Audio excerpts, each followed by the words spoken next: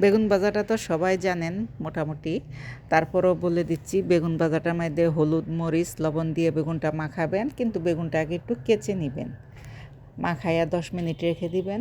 তারপরে বেগুনটা যখন ভাজবেন, বেগুনে কিন্তু অনেক তেল টানে, আর আমি যে একটা প্রসেস দেখাই দিচ্ছি এতে কোনো তেল টানবে না। আপনি বেগুনটা কড়াইতে দিয়ে তেলের মাঝে দিয়ে সাথে সাথে বেগুনটা উল্টাই দিবেন, উল্টাই দিয়ে তারপরে যতক্ষণ ভাজা না হয় আপনি ভাজবেন, কিন্তু বেগুনটা গরম তেলে দিয়ে সাথে সাথে উল্টাই দিবেন, তাইলে বেগুনের ভিতরে একটু তেল থাকবে না, তেল টানবে না, বেগুন ভাজাটা একদম মচমচা হবে।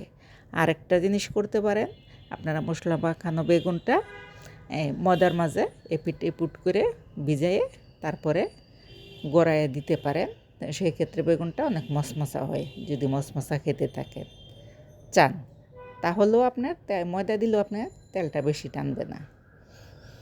আশা করি সবাই বুঝতে পারছেন।